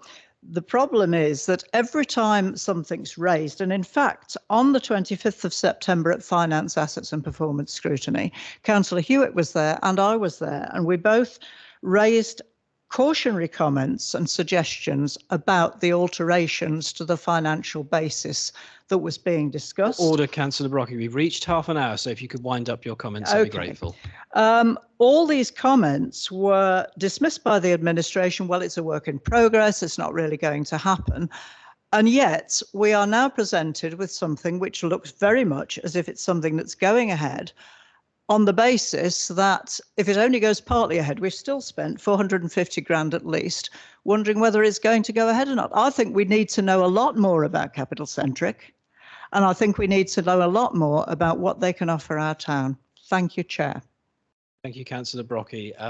Councillor Tagg, we have run out of time, but what we do next have is an opportunity for the lead calling member to sum up, then for the Cabinet members to sum up, and lastly, there will be 15 minutes in which members of the committee can debate further and move recommendations. I did see you come in at the very last minute there, Councillor Parker. Sorry, we've not been able to fit you into Part E. Part F of the item then is concluding remarks from the lead call-in member. Councillor Stubbs, you have 15 minutes. Thank you, Chair. False conviction is a more dangerous foe of truth than lies, they tell me. So I think we've seen that tonight. To answer Councillor Tagg's questions directly, he's obviously blind to social media, residents' letters, councillors meeting with residents, even a letter in the Sentinel. There is certainly none so blind that those that will not see. And I think that suits the leader very much so tonight.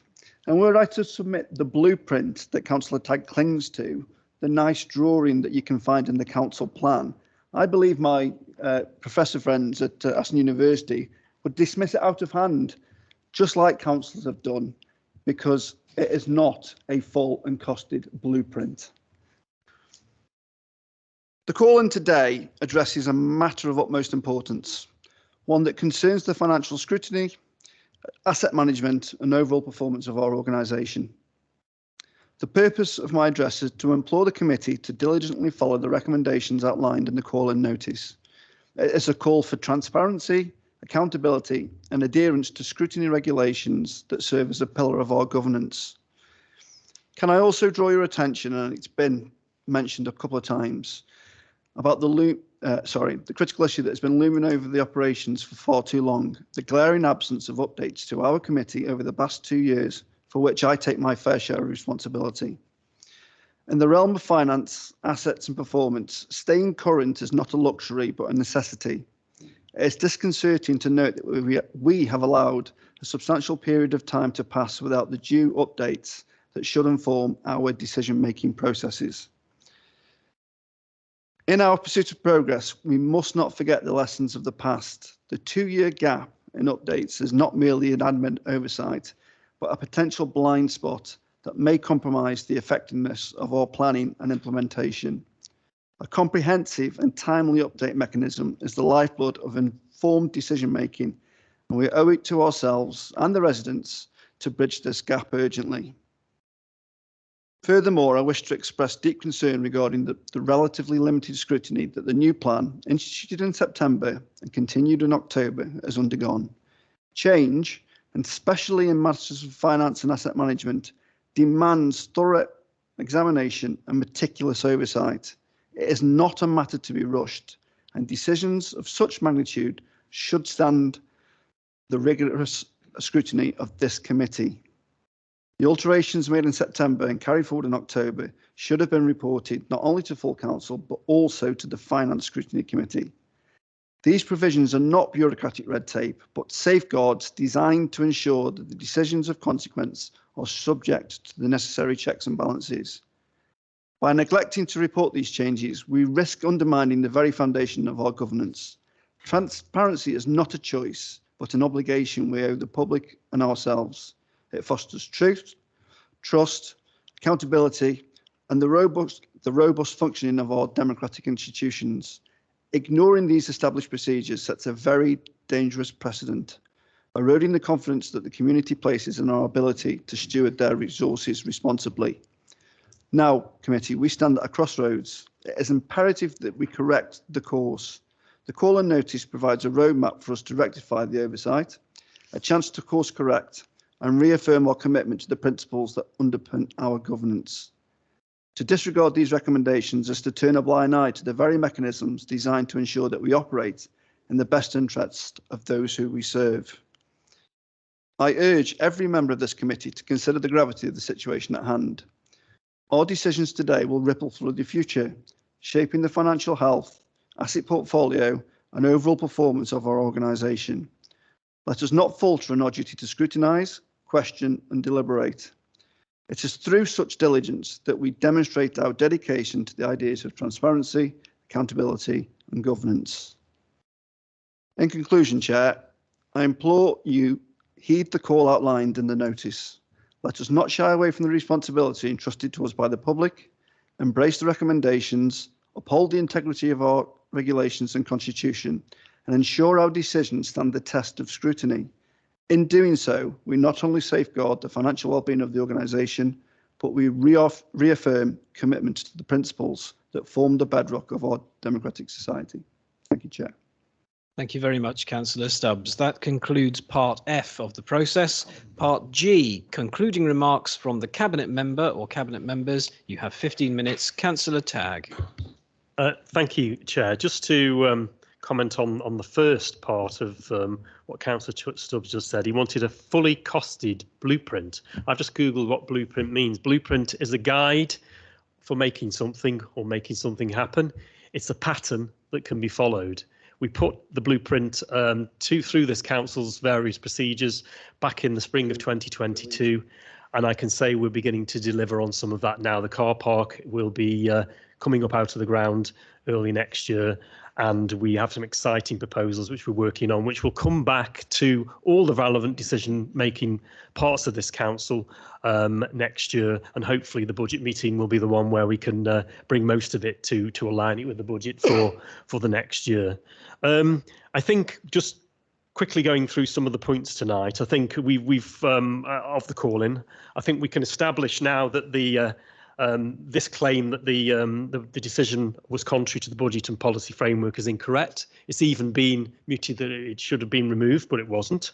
So I think we can then discharge that one from the debate. The second one, the Labour Group claim that there's been no scrutiny and debate of the capital-centric model. I think we proved tonight with the information we've given on this side from cabinet members and officers that has taken place. There has been opportunities to take place, but crucially, there'll be more opportunities to take place over the next few months as we actually move towards concrete proposals, which we will hopefully take to the full council. I think that's really clear from what we said tonight. The next bit, which obviously needs to be discussed, if I can find it on my sheet, is the last of the call-in demands, so to speak, from the Labour Group. I keep saying that because that's what it actually says on there on a scrutiny call-in. Thank you. Makes reference to the Labour Group's assertion that the administration has now sought to fundamentally change financial modellings of the asset management plan and the council's portfolio. As I've said earlier, that is not the case. And that if you were to read the asset management proposals which we took to Cabinet earlier in the year, you will see that what we're doing now is well within what we were suggesting we would do within that asset management plan as well. So I think I will leave it there, Chair, and just say I think it was a good decision by Cabinet. I think there's been a series of Cabinet decisions that have led to this that have also been open to scrutiny, to questioning at full council, and also they've also been publicised in the press so that residents can see them. And I can remember at the last full council, I was criticised for doing that, actually going on my own Twitter feed and just announcing that we were working with, at that stage, Capital and Centric on a proposal that was coming to Cabinet, and I was told I was predetermining the decision. Well, actually, what I was doing was putting out there that Capital and Centric were potentially being our partner, and then I also linked, Chair. Order. Yeah, I also linked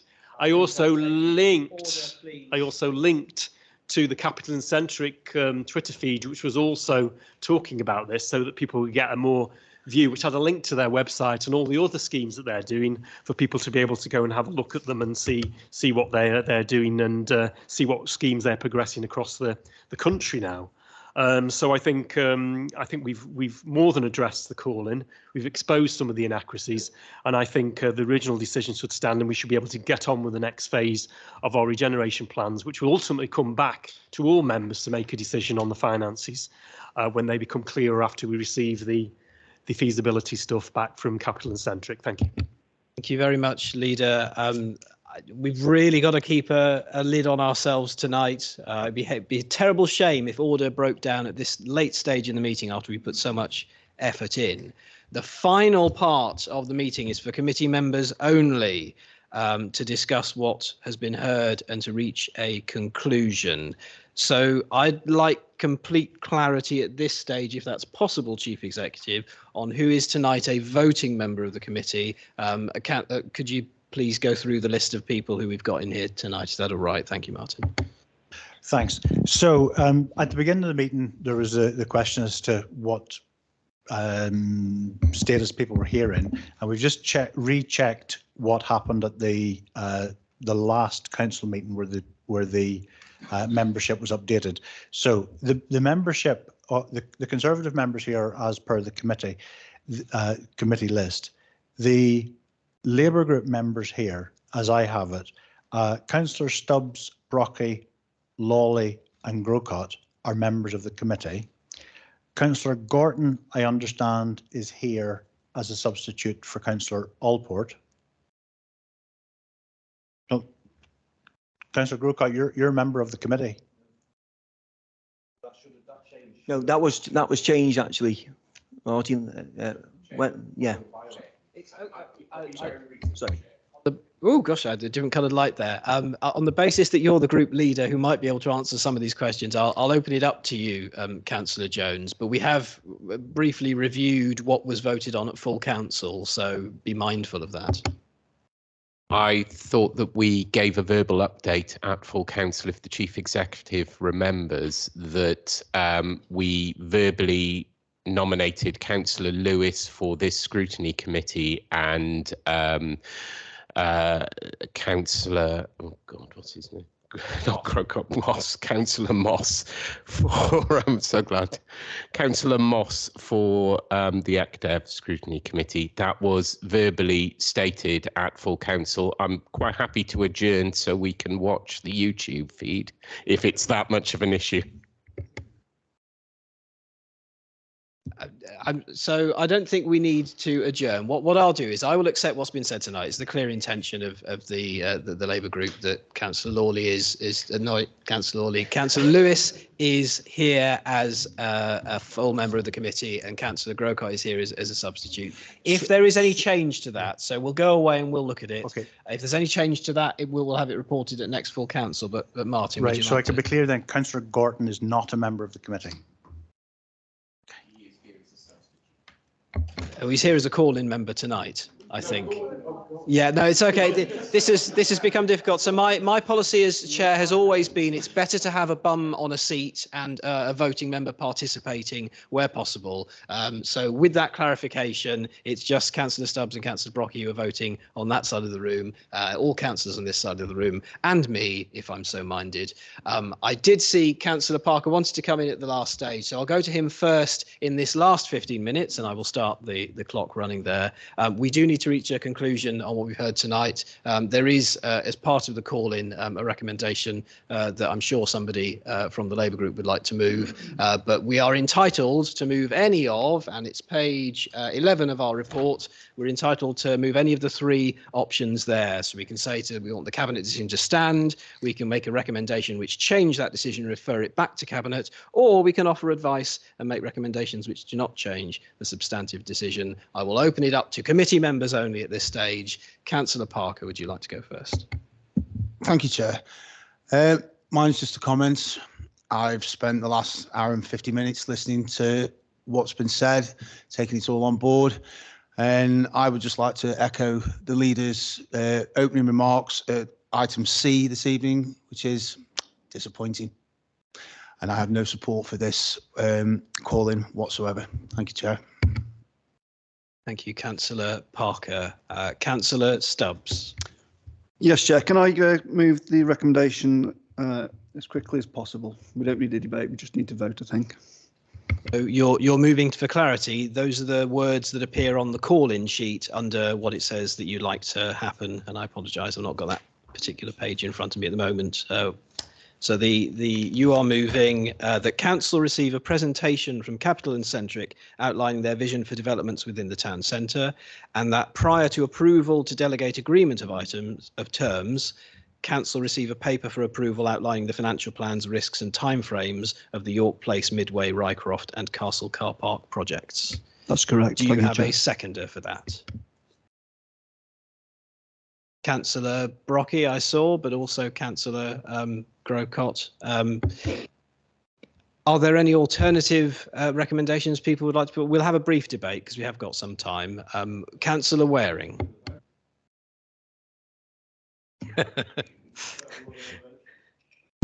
Thanks, Chair. I'll say this slowly while we wait for John to come back.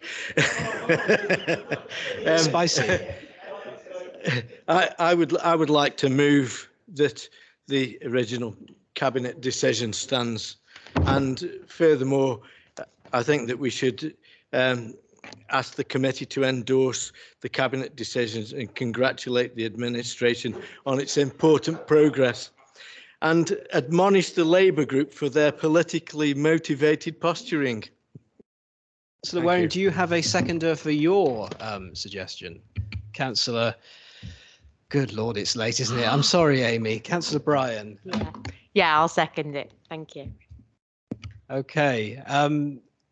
Would anyone like to debate, or should we have a couple of... We'll go straight to the vote. It's been a long evening. So because it was moved first, we shall first consider Councillor Stubbs' motion. All those in favour of Councillor Stubbs' motion, please raise your hands. I see 5 members. All those against? That is 6. The motion falls. So we'll move on then, and we'll take a vote on Councillor Waring's proposal. The motion is that the decision of Cabinet stands, that the committee endorses Cabinet's decision and congratulates the administration on the important progress being made. And the committee admonishes the Labour group for their politically motivated posturing. All those in favour of that? I see 6 members. All those against? I see 5 members. That motion is carried, and that concludes consideration of the call-in. Thank you very much for everyone for your time and your effort. Item number 5 is public question time. I've received no notification of public questions. Item number 6 is urgent business. There is no urgent business. Item number 7 is disclosure exempt information. That item is not moved. The confidential appendices are not moved. We will have another meeting in due course, but it's not part of our agenda tonight. Good night, everyone. Thank you.